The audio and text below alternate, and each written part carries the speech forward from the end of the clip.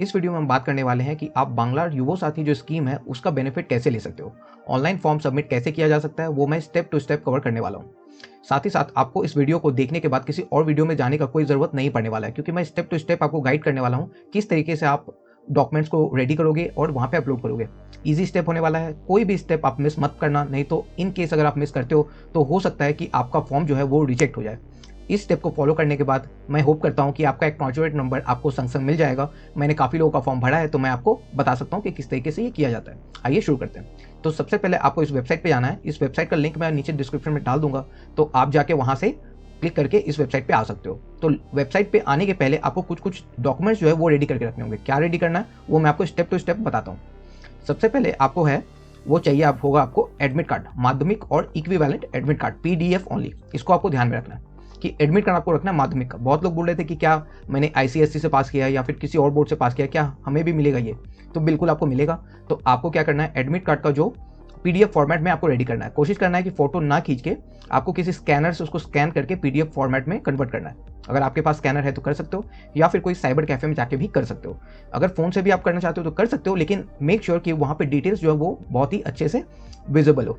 तो आपको ये पहले PDF बनाना है। सबसे पहला पॉइंट हुआ एडमिट कार्ड। उसके बाद 10th का आपको रिजल्ट भी उसी तरीके से PDF बनवाना है। मैंने आपको जिस तरीके से एडमिट कार्ड बताया उसी तरीके से आपको मार्कशीट का भी एक निकालना है, ठीक है। ये फाइल साइज यहाँ पे जो दिया हुआ है इसके बारे में मैं बाद में डिस्कस करूंगा। तो नंबर 2 आपका है मार्कशीट। नंबर 3 जो है वो copy of Aadhaar card. Aadhaar card का कॉपी जो है PDF ओनली, आप उसी तरीके से जैसे मैंने आपको बोला स्कैन करके आप एडमिट कार्ड स्कैन करवाओगे, उसी तरीके से आप आधार कार्ड को भी स्कैन करवा सकते हो। उसके बाद आता है वो होता है copy of voter card. Voter card का भी एक PDF फॉर्मेट आपको रेडी करना है, फ्रंट ऑफ वोटर कार्ड, ठीक है। उसी तरीके से स्कैन कर सकते हो, फोटो खींच के भी कर सकते हो। मेक श्योर कि डिटेल्स बहुत ही अच्छे से विजिबल हो। उसके बाद आता है first page of passbook. Passbook का पहला पेज का आपको PDF चाहिए, जिसमें आपका अकाउंट नंबर, आपका IFSC कोड अच्छे से विजिबल हो और आपका नाम भी अच्छे से विजिबल हो, तो वो आप अकाउंट भी दे सकते हो, ठीक है। उसके बाद आपको चाहिए copy of SC ST OBC certificate. अगर आप इन सभी में आते हो तो आपको इसका भी सर्टिफिकेट का एक PDF बनवाना होगा। और यहाँ पे ये ऑप्शनल है, अगर आपके पास है तो डालो, नहीं है तो मत डालो। बाकी सारा चीज़ जो है वो सब ऑप्शनल नहीं है, वो सब आपको डालना ही पड़ेगा, ठीक है। उसके बाद आते हैं रिसेंट पासपोर्ट साइज फोटोग्राफ। इसमें आपको PDF करवाने का कोई ज़रूरत नहीं है, मोबाइल से खींच के कर सकते हो। JPG और PNG फॉर्मेट ओनली। फ़ोन से आप खींचोगे तो PNG या JPG में ही रहेगा, तो आप उसको अपलोड कर सकते हो। पासपोर्ट साइज़ का फोटो लेके पीछे बैकग्राउंड आप व्हाइट कलर में करके दे सकते हो, ठीक है। और उसके बाद क्या करना है, आपको एक व्हाइट पेपर में साइन करना है, और साइन करने के बाद उसका फोटोग्राफ लेके उसको भी अपलोड करना है, ठीक है। उसके बाद लास्ट यहाँ पे आपको लगने वाला एक मोबाइल नंबर।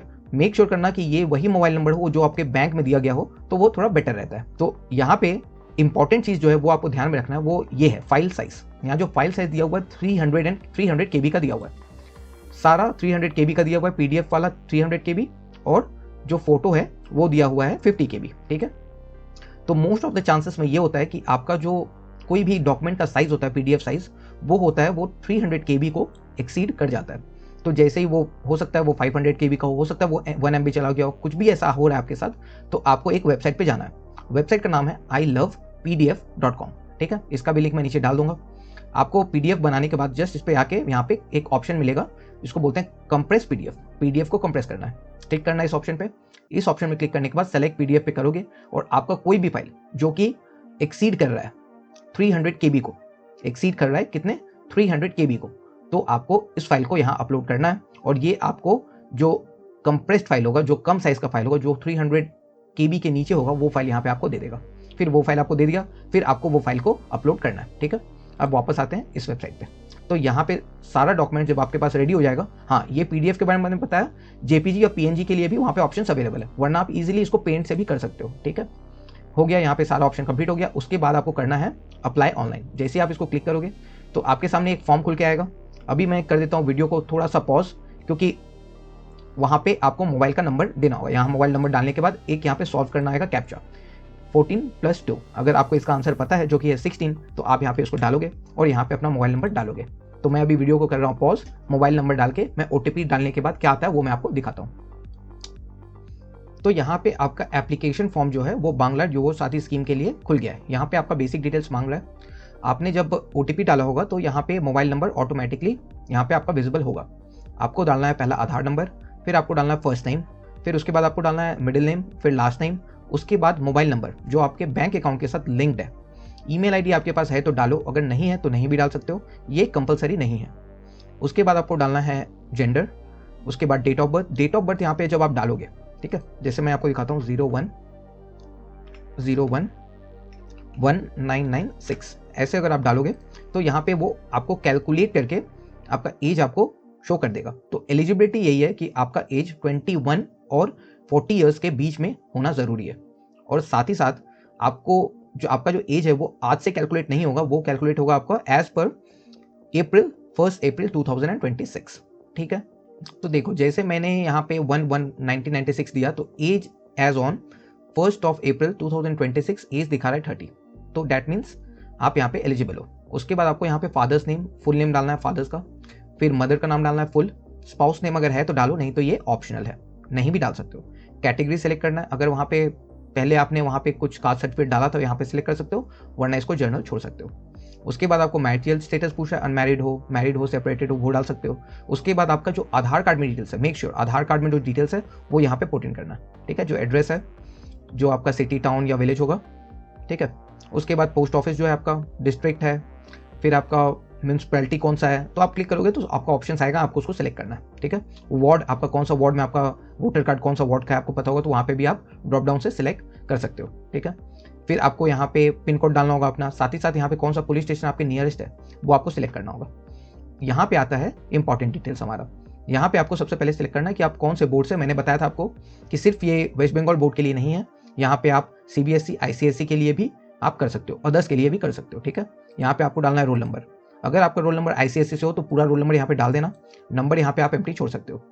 ईयर में आपको डालना है कि कौन सा ईयर में आप पास आउट हुए हो। उसके बाद आपका हाईएस्ट क्वालिफिकेशन कितना है, आप यहाँ पे 12th पास हो या फिर आपने ग्रेजुएट किया है तो यहाँ पे आप ग्रेजुएशन लिख सकते हो, हाईएस्ट ग्रेजुएशन। उसके बाद आप यहाँ पे लिख सकते हो प्रेजेंट ऑक्यूपेशन, यहाँ पे आपको डालना है अनएम्प्लॉयड, क्योंकि आप अनएम्प्लॉयमेंट के लिए ही यहाँ पैसे आप ले रहे हो गवर्नमेंट से, तो यहाँ पे आपको लिखना है अनएम्प्लॉयड।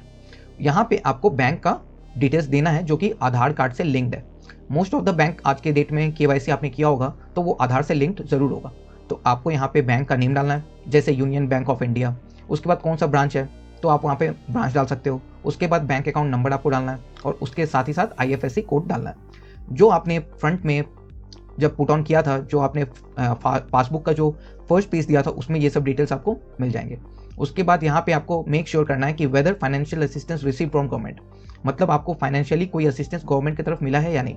ठीक है, जैसे कि कोई आप ले लो, बहुत सारा स्कीम जो चलते रहता है, ठीक है, नाम भूल गया मैं, तो काफ़ी सारा स्कीम चलता है, अगर उसका अगर कोई बेनिफिट्स नहीं मिल रहा है यानी कि आपको उससे पैसे नहीं मिल रहे गवर्नमेंट से, तो आप यहाँ नो इसको रहने दे सकते हो। उसके बाद आप सेव बेसिक डिटेल्स पे क्लिक करोगे। उसके बाद का जो प्रोसेस है वो ये है कि आपने जो वो सारा डॉक्यूमेंट का फाइल बनाया था, PDF फॉर्मेट, JPG, वो आपको एक एक करके अपलोड करना होगा। अपलोड करने के बाद आप जैसे ही सबमिट करोगे तो आपको एक्नॉलेज नंबर साथ ही साथ मिल जाएगा, और साथ ही साथ वहाँ से आप एक्नॉलेजमेंट जो है वो डाउनलोड भी कर सकते हो। डाउनलोड करने के बाद आप उसको रख सकते हो अपने पास और बाद में उसको ट्रैकिंग के लिए आप यूज़ कर सकते हो। तो होप करता हूँ कि ये लंबे से वीडियो में आपको सारा जानकारी मिल गया होगा, जिससे कि आपका जो फॉर्म भरने का प्रोसेस है वो काफ़ी ईजी हो गया होगा।